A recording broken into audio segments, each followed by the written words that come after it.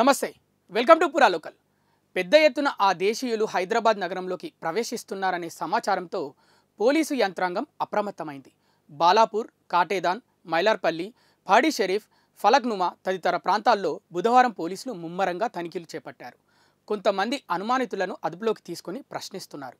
గతంలో అధిక సంఖ్యలో నగరానికి అక్రమంగా వలస వచ్చిన రోహింగ్యాలు, బంగ్లాదేశీయులు చిరు వ్యాపారులుగా, పరిశ్రమలు, భవన నిర్మాణ రంగంలో కార్మికులుగా పనిచేస్తూ స్థానికంగా స్థిరపడ్డారు. పలువురు వీలు చిక్కినప్పుడల్లా అక్రమంగా బంగ్లాకు వెళ్లి వస్తున్నట్లు పోలీసు ఉన్నతాధికారి ఒకరు తెలిపారు. ఇటీవల వారి రాకపోకలు ఎక్కువగా కాగా పోలీసులు అప్రమత్తమయ్యారు. అజ్ఞాతంలో కొందరు హైదరాబాద్ సహా పలు ప్రాంతాలకు చాలా కాలంగా బంగ్లాదేశ్ నుంచి పలువురు అక్రమంగా వస్తున్నారు. 2 నెలల క్రితం కోల్కతా నుంచి ఖమ్మం చేరిన బంగ్లాదేశ్కు చెందిన 5 మైనర్లను బాల కార్మికులను గుర్తించే ఆపరేషన్ మస్కాన్లో పట్టుకున్నారు. వారంతా భవన నిర్మాణ కార్మికులుగా పనిచేస్తున్నట్లు దర్యాప్తులో గుర్తించారు. ఓ స్వచ్ఛంద సంస్థ సహాయంతో ఆ పిల్లల్ని సొంత దేశానికి పంపారు. కాగా ఇటీవల సికింద్రాబాద్లో ఓ మైనర్ సహా 5 పట్టుబడ్డారు.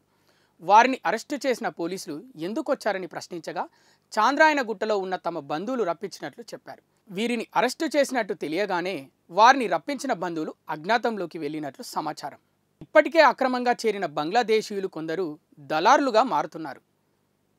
పాడి షరీఫ్, మైలార్పల్లి, కాటేదాన్, బాలానగర్ తదితర ప్రాంతాల్లోని ప్రైవేటు పరిశ్రమల్లో పనిచేసేందుకు తమ వారిని నగరానికి రప్పిస్తున్నారు.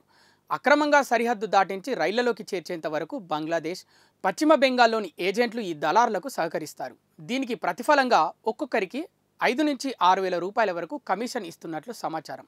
బంగ్లాదేశ్ నుంచి మాల్డా ద్వారా సరిహద్దు దాటి కోల్కతా చేరవేస్తారు. అక్కడ నకిలీ ఆధార్, ఓటరు గుర్తింపు కార్డులను తయారు చేసి విరికిస్తారు. పోలీసులకు చిక్కబోమనే ధీమా వచ్చాక కోల్కతా నుంచి రైలు మార్గంలో తెలంగాణకు తరలిస్తున్నట్లు ఇటీవల పట్టుబడిన నిందితులు పోలీసుల విచారణలో వెల్లడించినట్లు సమాచారం. ఇలా గత 2 ఏళ్లలో 1000 మందికి పైగా బంగ్లా నుంచి అక్రమంగా వచ్చి ఉండొచ్చని పోలీసులు అంచనా వేస్తున్నారు. తాజా పరిణామాల నేపథ్యంలో వారంతా ఎక్కడున్నారు, వారిని తీసుకొచ్చిన దళారులు ఎవరో తెలుసుకునే పనిలో పోలీసులున్నారు. ఇవి ఇప్పటివరకు ఉన్న అప్డేట్స్. మరిన్ని అప్డేట్స్ కోసం చూస్తూనే ఉండండి పురా local, your choice for local voice.